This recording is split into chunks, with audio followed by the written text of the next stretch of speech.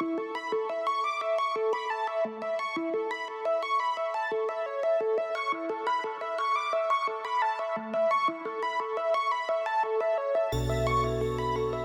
and welcome to this preview of the player cards for the Circle Undone. Well, it's not really a preview, not unless you live in caves or under rocks, but let's just run with it. There are 65 new player cards in this set compared to the 91 new scenario cards. There are 6 investigators and 13 signature cards. There are 2 pairs of new basic weaknesses, 2 copies of a neutral card, and divide the remaining 40 by 5 to yield 8 cards per class, or more specifically, 4 pairs of brand new cards per class.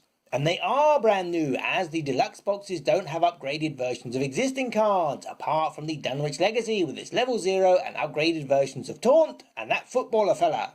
The most exciting development is we get a new slot, as clearly these scenarios are now so hard that not even the 7 slots can contain enough bonuses for investigators to complete them. The 8th slot is the tarot slot for holding a single tarot card. The T is silent, by the way. In this box there is a tarot card for every class, plus a neutral one, plus a weakness too, for a total of 7 cards, which is perfect because 7 is a very magical number. Setting aside the weaknesses, all of these cards work in a similar way. They are all level 1 cards that cost 3 resources to play.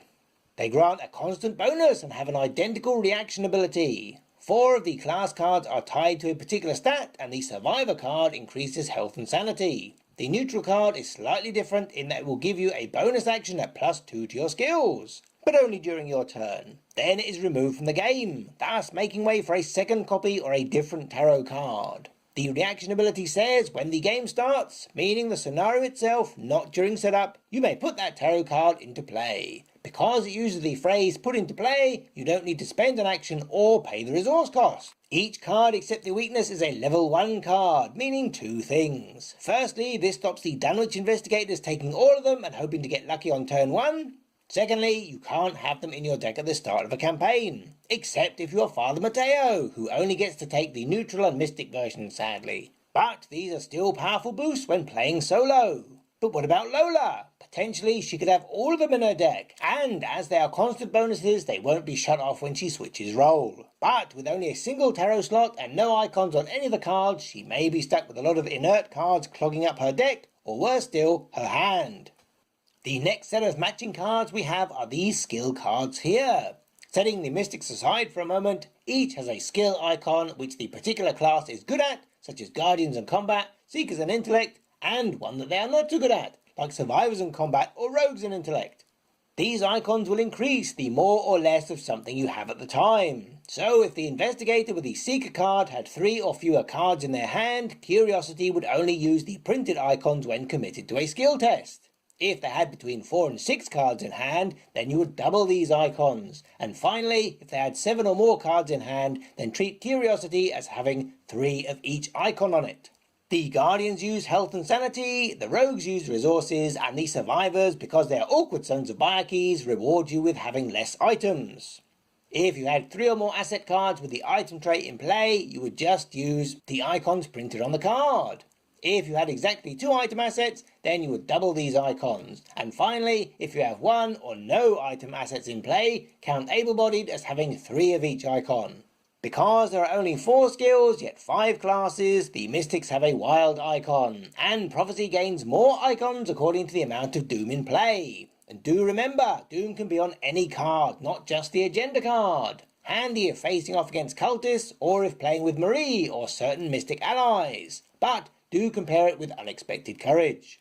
Min can take Curiosity, but it might be difficult for her to maintain 7 cards in hand, as she loves to commit them to tests. She can also take Able-Bodied, and can skimp on item assets if playing multiplayer. But if playing solo, you will find that a lot of powerful stuff is item traded. Silas Mars can take the 4 innate traded skills, but again it looks like he may have trouble maintaining 7 cards in hand or 10 resources.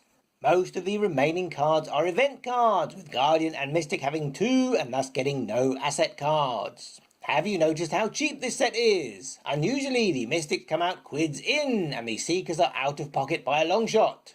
Going back to traits, there are 3 new Insight traded cards for new kid on the block Joe, boosting the Guardian selection significantly. And these two Guardian cards, along with Act of Desperation, are tactic traded, making Mark a happy chappy. Well, as happy as someone haunted by their dead wife Candy, obviously. There are only 2 new items, and only one of which is available to Yorick, and it really doesn't seem like something he would be recycling, especially as it only has a lone icon. As a better fighter than evader, don't throw out your shovel or lantern for that new shoes smell. Both remaining Mystic cards are spell traded, which doesn't help Marie, as each of them are fast and so can't benefit from her bonus action. Neither has charges, so Akachi is also missing out, and there are no occult cards for either of them, which for a cycle all about witches and tarot cards should raise an eyebrow. There are 2 spirit cards for Calvin, which looks like good news, but as the only other Mystic card Calvin can take is Ward of Protection, he definitely won't be triggering Eldritch Inspiration anytime soon. Something which caught our attention is Money Talks, which introduces the concept of testing something other than one of your 4 skills.